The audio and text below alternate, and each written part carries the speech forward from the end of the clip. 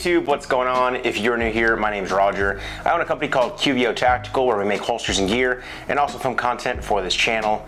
In today's video, we are taking another look at the C5 lower receiver from new Frontier Armory, but in a different configuration.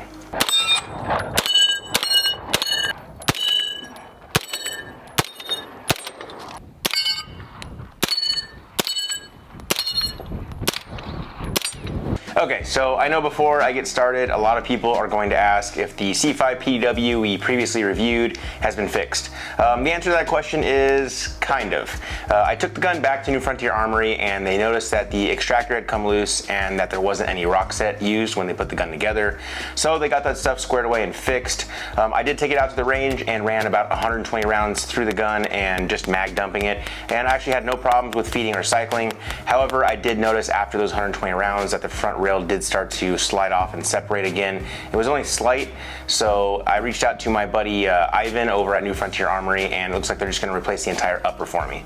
So once that happens, we should be good to go, and once again I will update because I actually have 2 more videos coming out on the different 9mm builds from New Frontier Armory.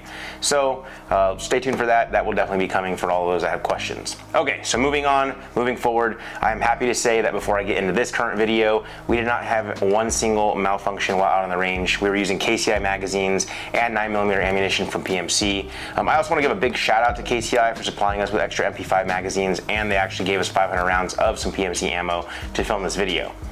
Now, because I've been getting a lot of questions already on this build from a post we did on Instagram, let's just break down the specs. So I'm sure you all are starting to notice that I'm a fan of the 9mm lowers that use MP5 mags. After my last video, I went down to New Frontier Armory and purchased additional C5 lower receivers. For this build, I was inspired by the aesthetic of the MP5, so I decided to make an AR-15/MP5-ish build. I went with their standard lower parts kit, however, I did switch out to a red ambidextrous safety selector. I then used a Magpul K2 grip to get that straight angle. I also decided to go with the side charging upper receiver for this build. My buddy Jason over at SB Tactical was nice enough to send me out their PDW brace, so I equipped that and then put a Lunar Concept split fix on it. I feel that this setup really gives it more of that MP5 feel. Moving to the forward portion of the gun, my buddies over at Geisley sent me their super modular Mark 13 7-inch rail. I paired that rail with an 8-inch 9mm barrel from New Frontier Armory, and then I threw on a tri-lug adapter. The tri-lug adapter makes it super easy to switch between muzzle devices and or suppressors. For this build, I went with a muzzle device from HK Parts and some diopter sights to really give it that MP5 look. Now, before everybody in the comments asks, why don't you just get a real MP5? I'll say this. I have been putting off purchasing an actual MP5 because initially I wanted to get one from Palmetto State, however that keeps getting delayed. Also, now that H&K has released the SP5 to the US market, I have been contemplating getting one of those as well. So I just have not made up my mind, and I figured I would build this and see how I like it. In addition to that, I saw this build on one of the forums and I got inspired to build one myself. For my optic, I went with the Holosun HS503CU, which I picked up from the awesome people over at Kenzie's Optics. My buddy introduced me to their company, and I have to say they have a large selection of nice optics that are priced fairly, and shipping is amazingly quick. I really dig this optic because it has 12 brightness settings, a solar failsafe, 50,000 hours of battery life, and a multi-reticle system. One of my favorite reticles is what you typically find on an EOTech, you know, that larger MOA circle with a center MOA dot. I like how they put that into a compact red dot with the 503CU. As you guys know, I have been really liking the Bobro Engineering mounts. I reached out to my buddy Oliver at Bobro, and he shipped me their lower 1/3 co-witness T1 style quick detach mount. I really like the aesthetic of everything that Bobro does. Their designs have super clean lines and very minimal profiles, and they are extremely functional. Another really cool thing about using this mount is that since it's quick detach, I'm able to take it off if my optic does go down, and I can place it back on the gun and the zero will hold just fine. The last piece of the puzzle is the new mod button from Modlite. What's really cool about this setup is that the switch has a very small profile with a momentary only feature, which I do like. That coupled with their OKW light makes for a super small compact setup, which is something that you need on a gun of this size. Now, for those of you familiar with the channel, you all know how awesome and bright Modlite lights really are. If you're not familiar, I definitely recommend you check out some of our previous videos on Modlite flashlights. In regards to their new mod button, as you can see, it is very easy to manipulate the controls, and it serves as a nice reference point for your hand when acquiring the gun. I do want to touch on one point. I've noticed that a lot of people that have been purchasing the mod button have been asking why there is no constant on and off feature. In all my years of training, I've always been taught that you want momentary controls only. When I'm activating the light, I want it to be a quick and purposeful action. An example would be quickly scanning for a threat in the dark or engaging a threat in the dark. I'm a big fan of the mod button only being momentary because there's no way that I can accidentally place too much pressure on the button, causing it to go into the constant on, which gives away my position. I'm not saying that this is how you should run your light. All I'm saying is that for me, this makes sense, and I like that it only has momentary features. I do like constant on and off features on my handheld flashlights because there are instances where I would set down my flashlight being on. As far as my weapon platforms though, I don't think I'd ever be in a situation where I'd activate the light on my gun and then set my light and gun down. Okay, so let's get on to the range portion. For this range session, my buddies Chris and Eric came out with me. We got a lot of content filmed on the range. In addition to that, we had a blast. I decided for this range session, I would set up a steel challenge type of match so that way we could have a little bit of competition and make things a little more fun for everybody while on the range. We also shot the gun in a variety of configurations. We shot the build with the HK Parts muzzle device. We also shot it with no device and just a tri-lug adapter. And lastly, we shot my rugged Obsidian 9 suppressor in both the short and long configurations. Like I mentioned before, we did not experience any malfunctions in any of the configurations. I'm really stoked on this build because to me it is something unique. It doesn't break the bank and it's just a blast to shoot. So for this steel challenge type range day, I utilized targets from TA Targets, some small steel targets that stand on posts staked into the ground, and a new target that my good friend James Strickland bought me for my birthday. That crazy awesome target you see is the double helix Magstar from Red Stitch Targets. If you're familiar with the competition world at all, then this just looks like two mini Texas stars spinning against each other, which is honestly just so much fun to shoot. This was such an awesome birthday present, and I can't thank James enough. Thank you, buddy, I appreciate it. Now let's take a look at everybody's first couple of runs through the stage that we set up.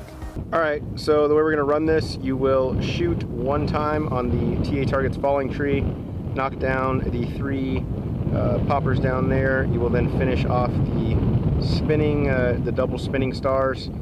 Another three poppers, hit the TA modified A zone, and then your stopping target is all the way back there at the 50, which is the TA Target's C zone. So that'll be pretty much the drill we are running for this shoot.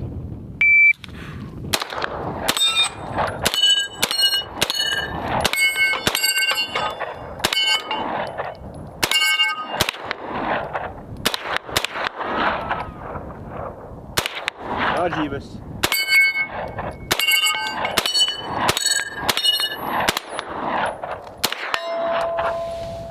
Time 20.84. First run 20.84. Total of 20 rounds.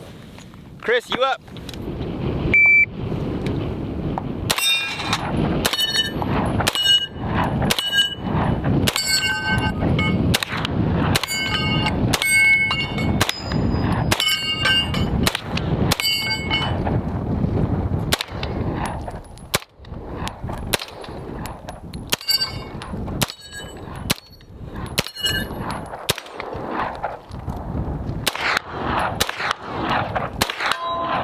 Boom. Time? 27.89, 23 shots. Hey-o. What'd you think?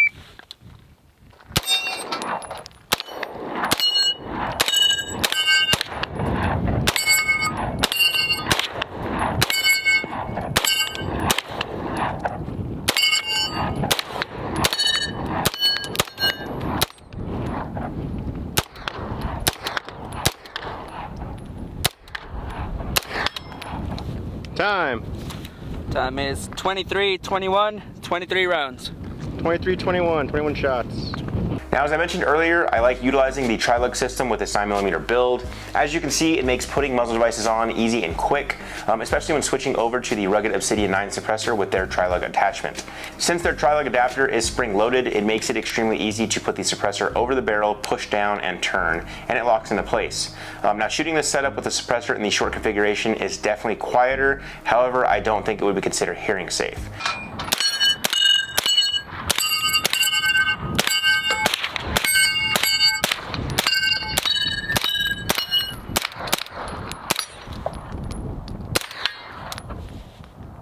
So after running it in the short configuration for a little bit, we decided to put it in the longer configuration.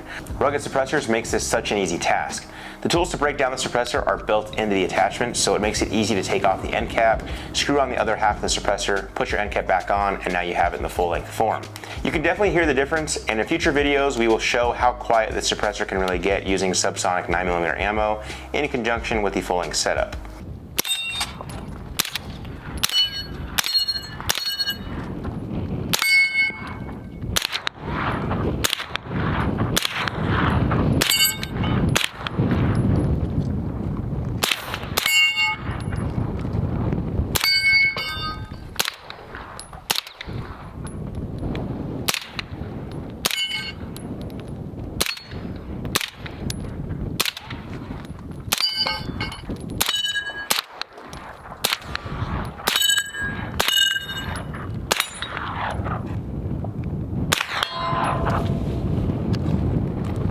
pick it up at all? 8 shots, 35.75. Not 8 shots.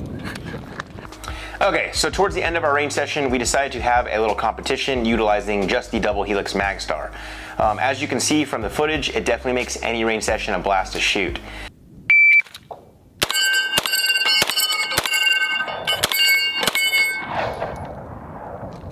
Time, 4.59, all clean, 6 shots. That's the time to beat, gentlemen.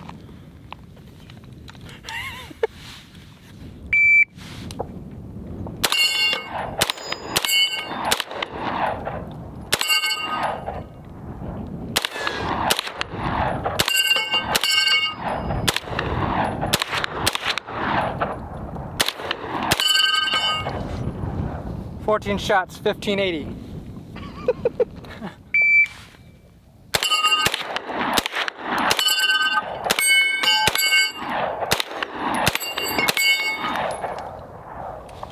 That is 7.56, 9 rounds. I also want to show everyone how quick and easy it is to set the target back up after every stage. The double helix Magstar utilizes strong magnets along with hinge clamps to keep the steel in place. It is super easy and quick to set up and rebalance for the next shooter. Well guys, that's going to do it for this video. I hope you all liked the video. If you did, please give us a thumbs up down below. I am interested in hearing your thoughts on this build. Let me know if you are looking at building something similar or if you think it's not cool at all. I really dig it. I think it's a cool compact platform. I appreciate all of you taking the time to leave feedback, especially those of you who choose to do it constructively. So definitely drop us a line down below. Guys, if you're new to the channel, please consider subscribing as we post new videos every week. If you want to support our content, please check out the Patreon link down below. Our Patreon members get first access to new content, new gear, special discounts, and contests. You can also purchase merchandise, which is now linked directly down below. Stuff like maybe this shirt right here. They are all sold on our Teespring store, so you can check it out there. And you can always buy a holster on our website. Guys, as always, thanks for watching, and I will see you in the next one.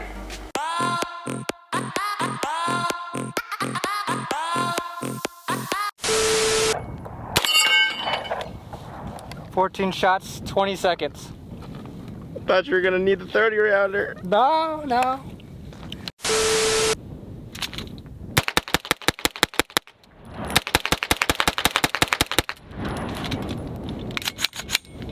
Yeah, dude, this thing is sweet. Of course. The double helix Magstar utilizes strong magnets?